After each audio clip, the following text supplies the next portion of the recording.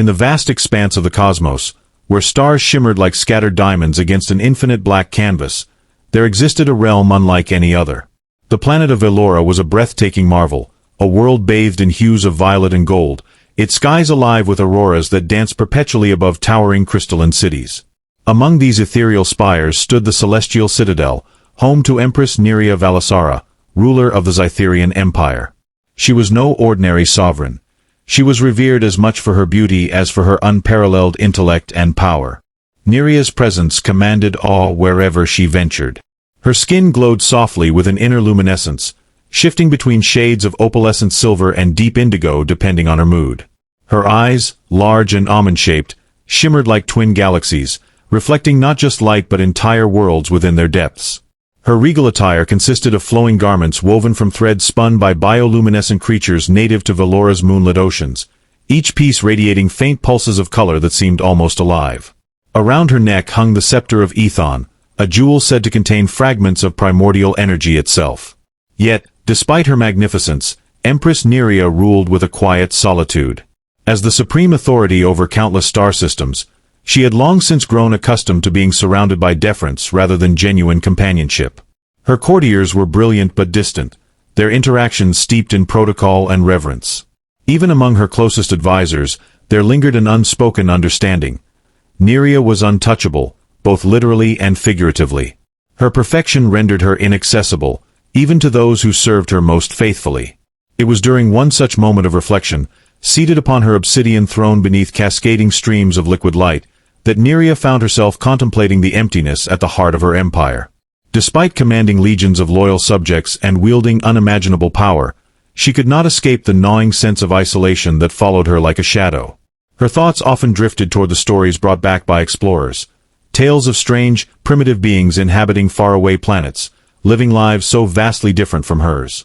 Among these tales, one species fascinated her more than others: humans. Humans were peculiar creatures, fragile yet resilient, flawed yet full of potential. They carried emotions raw and unfiltered, their actions driven less by logic and more by passion. It intrigued Neria how they clung to fleeting moments of joy or sorrow, finding meaning in impermanence. She had seen holographic recordings of them, beings with soft features, expressive eyes, and bodies made of flesh vulnerable to time and decay. And yet, it was this very fragility that captivated her. Could something so fleeting hold value? Could imperfection be beautiful? Her musings were interrupted when a messenger arrived, bearing news of an unusual discovery. During a routine exploration mission near the outer rim of the galaxy, a small human vessel had been intercepted drifting through space. Inside, they found only one occupant, a young man, unconscious but alive. He bore no insignia of rank nor signs of affiliation with any known interstellar factions. His ship contained minimal supplies, suggesting he had embarked on his journey without preparation or purpose. This anomaly piqued Neria's curiosity. What kind of human would venture into the unknown alone, armed with nothing but hope, or perhaps despair? Summoning her council, Neria ordered the human brought before her. When he finally stood in the grand hall of the celestial citadel, flanked by guards whose towering forms dwarfed his slight frame, she felt something stir within her, a spark of recognition, though she could not place why. The man appeared disoriented, his wide eyes darting around the alien surroundings before settling on her. For a brief moment, their gazes locked, and Neria saw something unexpected in his expression, not fear, but wonder. His name, she learned, was Kale. Through translators hastily calibrated to interpret his language, he explained haltingly that he had left Earth seeking answers, to questions about life, purpose, existence, that he could not articulate fully. His voice trembled slightly, betraying both exhaustion and determination.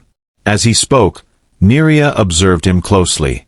There was a simplicity to his mannerisms, a lack of artifice that contrasted sharply with the calculated poise of her courtiers. His hands fidgeted nervously, and his brow furrowed when he struggled to find words.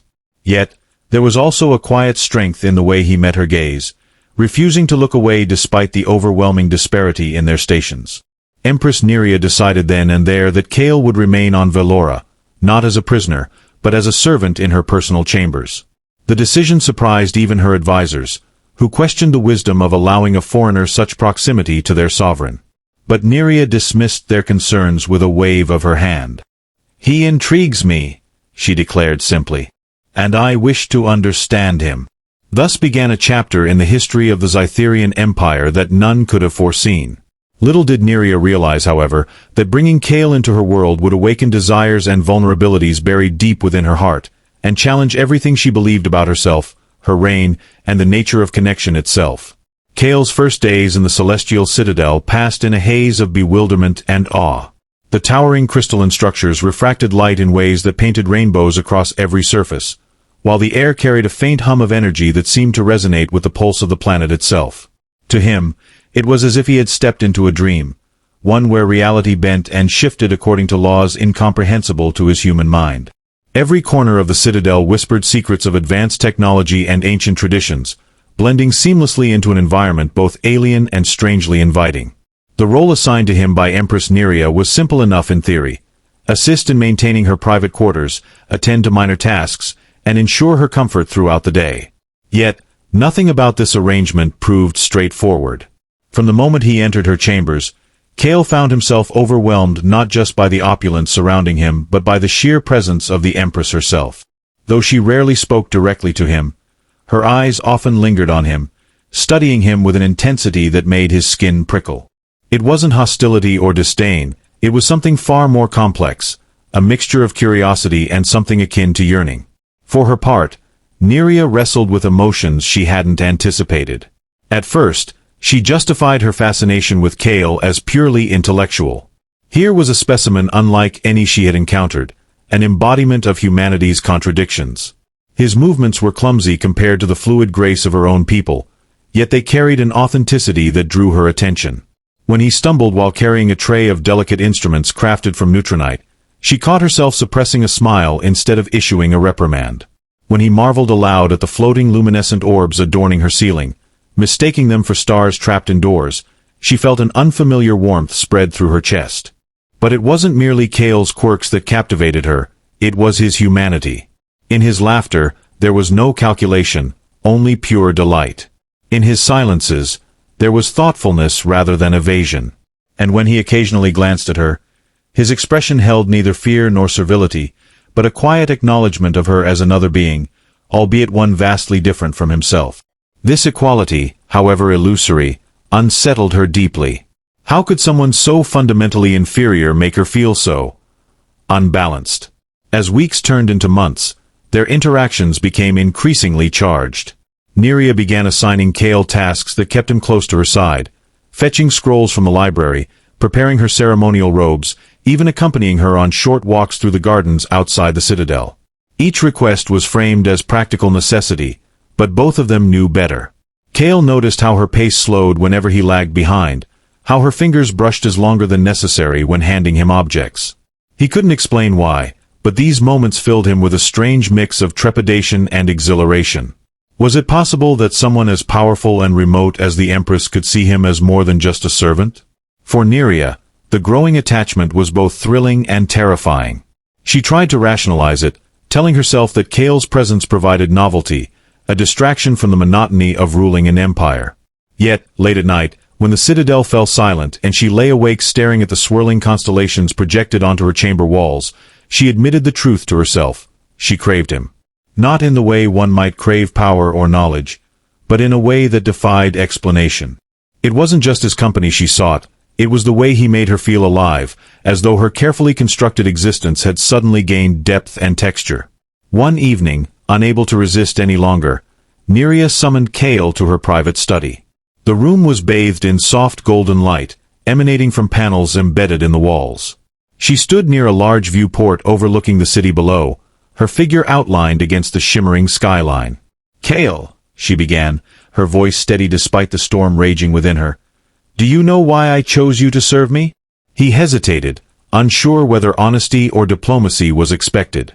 "No, Your Majesty," he replied finally. "I assumed it was because I happened to cross paths with your fleet." Nerea turned to face him, her luminous eyes searching his. "You are wrong," she said softly. "It is because you are unlike anyone I have ever known. You carry within you something rare, a soul untouched by the weight of expectation or ambition. You live freely, even in captivity. Her words stunned him. No one had ever spoken to him with such candor, let alone someone of her stature. Before he could respond, she continued, "Tell me, Kale, do you ever wonder what lies beyond this palace? Beyond my empire?" "I do," he admitted, his voice barely above a whisper. "But I also wonder what lies within it. Within you." The admission hung between them, heavy with implication. Neria took a step closer, her gaze unwavering. "What do you see when you look at me?" she asked, her tone tinged with vulnerability. Kale swallowed hard, aware that his answer might determine his fate. "I see someone who has everything," he said slowly, "but who still seems lonely." Her breath hitched, and for the first time, Kale saw cracks in the armor of perfection she wore so effortlessly. She looked away, her shoulders tensing as though bracing against some invisible force. "Loneliness is irrelevant," she murmured, though her tone betrayed doubt. "I am the Empress. My duty is to my people, not to myself." "And yet," Kale ventured cautiously, "even empresses must eat, sleep, breathe. Even they must feel." Neria stared at him, her expression unreadable. Then, without warning, she reached out and touched his hand. The contact sent a jolt through both of them, her skin cool and smooth, his warm and calloused from years of labor. Neither pulled away. Instead, they remained frozen in that moment, two beings from opposite ends of the universe connected by something neither fully understood. It was then that Neria realized she could no longer deny the truth. Kale had become indispensable to her, not as a servant, but as something far more profound. And though she feared the implications, she knew she could not send him away. Not now. Not ever. The bond between Neria and Kale grew stronger with each passing day, weaving a tapestry of emotions neither had anticipated. Their shared moments, once fleeting and incidental, began to stretch into hours filled with quiet conversations and stolen glances. Neria found herself confiding in Kale in ways she never had with anyone else, sharing fragments of her past, the weight of expectations placed upon her since childhood, the sacrifices she had made to ascend to the throne, and the loneliness that came with ruling an empire too vast for any single being to comprehend. Kale listened intently, his expression shifting from empathy to admiration as he pieced together the complexities of the woman before him. In return, Kale opened up about his own life on Earth, a world vastly different from Velora. He spoke of bustling cities cloaked in smog, of families torn apart by petty disputes, and of dreams deferred by circumstance. He described the beauty of sunsets over oceans, the sound of rain tapping against windows, and the simple joy of sharing meals with loved ones. To Neria, these stories were revelations, offering glimpses into a way of life driven by imperfection yet rich with meaning. She marveled at how humans embraced their flaws, finding strength in vulnerability and solace in connection. Slowly, her perception of humanity shifted, from seeing them as primitive beings to recognizing their resilience and capacity for love. Their evenings often unfolded in the celestial gardens, where bioluminescent flora cast soft glows across winding paths. They walked side by side, their steps synchronized despite their differing strides. Neria taught Kale the names of exotic plants and the significance of certain constellations visible only from Velora. In turn, Kale introduced her to Earth's mythology, recounting tales of gods and heroes who grappled with mortality and morality. These exchanges created a rhythm to their days, a pattern of give and take that blurred the lines between ruler and subject, alien and human. Yet, amidst this growing closeness, shadows loomed on the horizon. Whispers began to circulate among the courtiers, fueled by jealousy and suspicion. Some viewed Kale's elevated status as an affront to tradition, while others feared his influence over the Empress. Advisors warned Neria of the dangers of becoming too attached to a mere servant, urging her to remember her responsibilities to the empire. "Your Majesty," one counselor cautioned during a private meeting, "the stability of our realm depends on your impartiality. Allowing sentiment to cloud your judgment risks unraveling centuries of order." Neria dismissed their concerns with a flick of her wrist, though their words lingered in her mind like a persistent echo. Deep down, she knew they were right, at least in part. Her growing reliance on Kale's presence was unprecedented, even reckless by imperial standards. Yet, try as she might, she could not bring herself to distance from him. Each attempt to impose boundaries only heightened her awareness of his absence, leaving her restless and irritable. It was as though Kale had become a thread woven into the fabric of her existence, impossible to remove without unraveling everything. For Kale, the mounting tension manifested differently. He sensed the disapproval directed toward him, the subtle sneers and dismissive glances from those who once ignored his presence entirely. While he understood their resentment, it weighed heavily on him nonetheless. Doubts crept into his mind. Was he truly worthy of standing beside someone like Neria? Could he ever measure up to the ideals expected of an Empress's companion? These questions plagued him, especially during solitary moments when the grandeur of the citadel pressed down upon him like a tangible force. Despite these challenges, neither Neria nor Kale could deny the pull they felt toward each other. One night, after a particularly heated debate with her council, Neria sought refuge in the observatory atop the citadel. Kale found her there, gazing out at the endless sea of stars. Her posture was rigid, her hands clenched tightly around the railing. Without speaking, he approached and placed a tentative hand on her shoulder. She flinched at first, then relaxed, leaning slightly into his touch. "They want me to send you away," she confessed, her voice trembling. "They say you're a distraction, a liability. That I'm compromising the Empire for the sake of whatever this is between us." Kale's heart sank, but he forced himself to remain calm. "And what do you say?" he asked gently. Neria turned to face him, her eyes shimmering with unshed tears. "I tell them they're wrong. But sometimes," her voice faltered, "sometimes I wonder if they're right. If I'm being selfish, clinging to you when I should be focusing on my duties." "You're not selfish," Kale replied firmly. "You're human. Well, mostly." He offered a small, nervous smile, which coaxed a faint laugh from her. "Encouraged," he continued, "everyone deserves to feel connected, to have someone who sees them for who they really are. Even empresses." Her expression softened, and for a moment, the weight of her crown seemed to lift.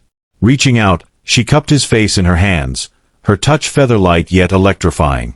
"Do you truly believe that?" she whispered.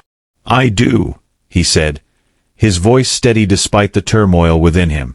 "And I think you deserve it more than anyone." The intimacy of the moment enveloped them, dissolving the barriers that had once separated their worlds.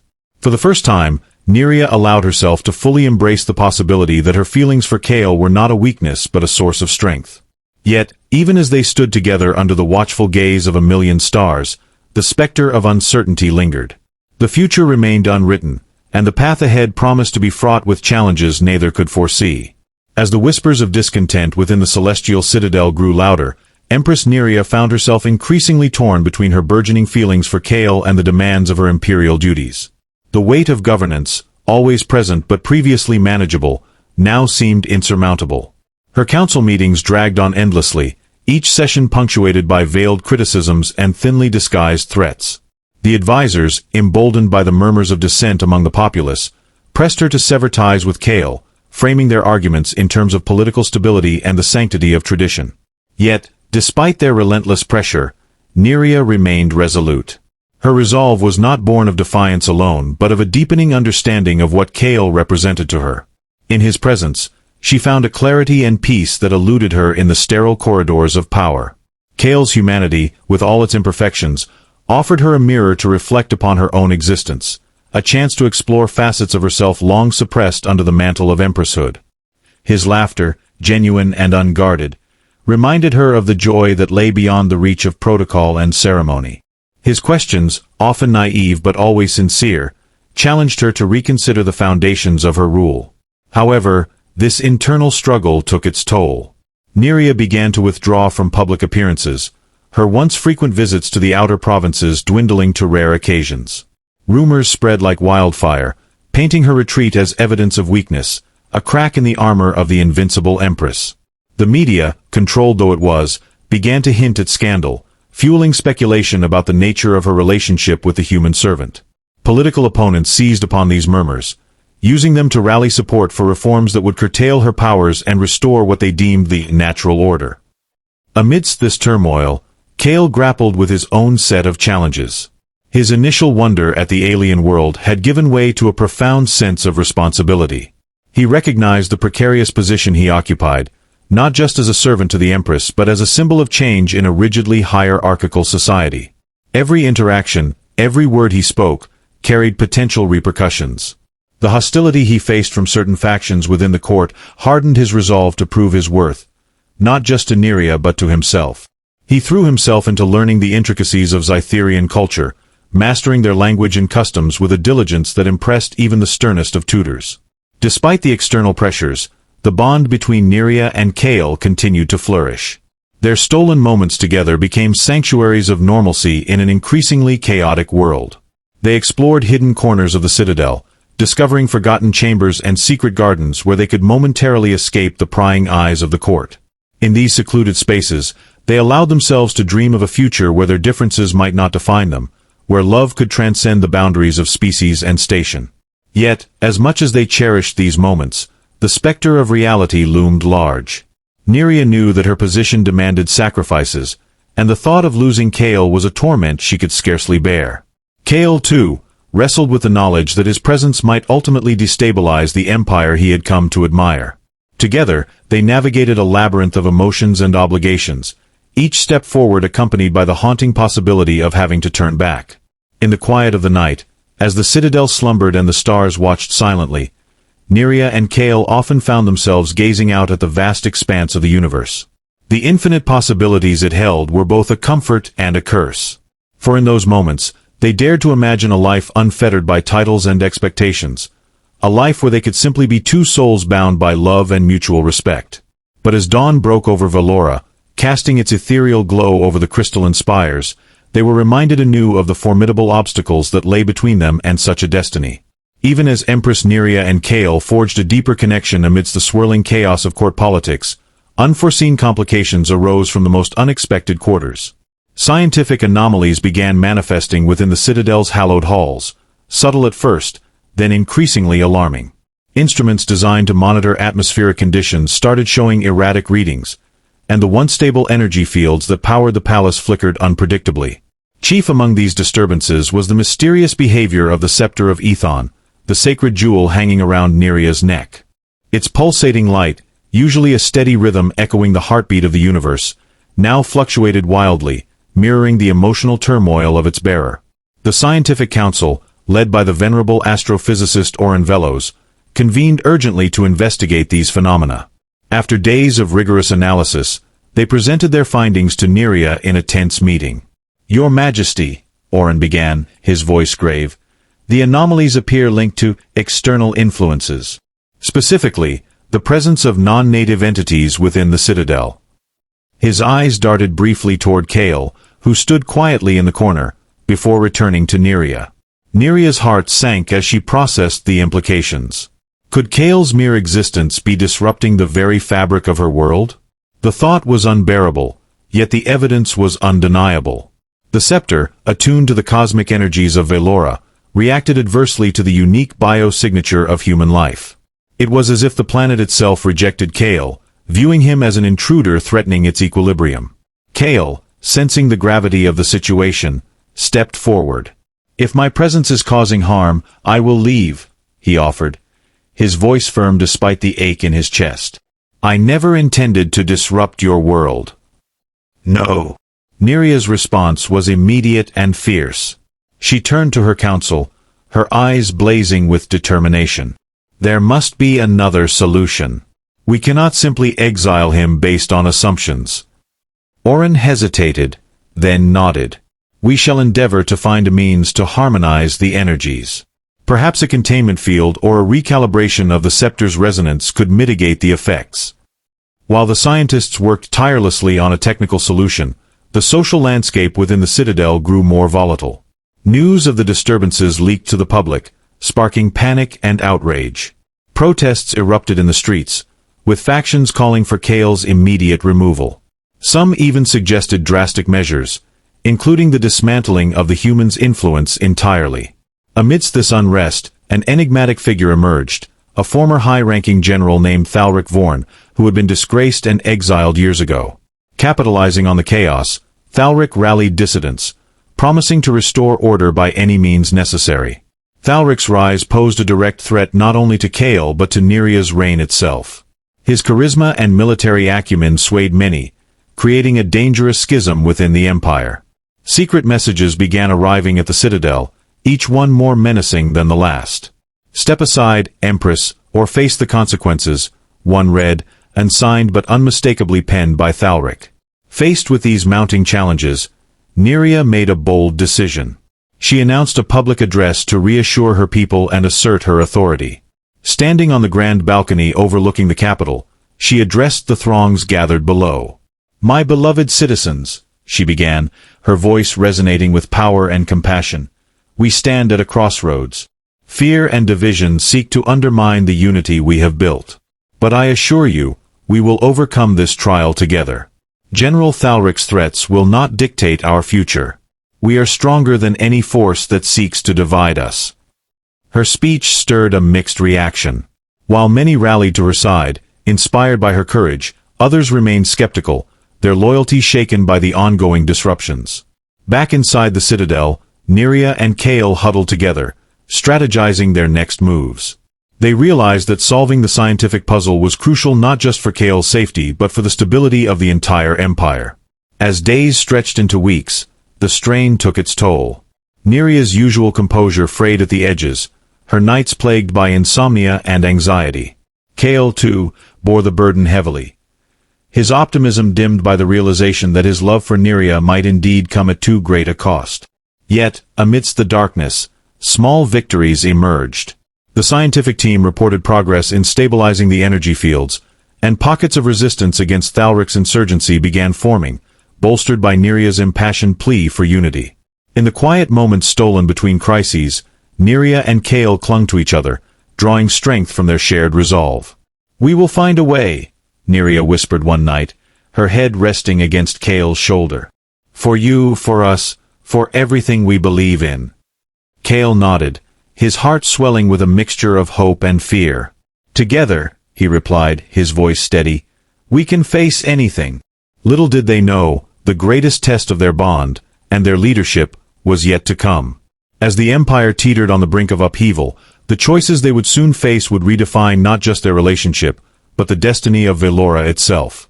The final trial came on a night when the auroras above Velora burned brighter than ever before, their colors swirling in chaotic patterns that mirrored the turmoil below.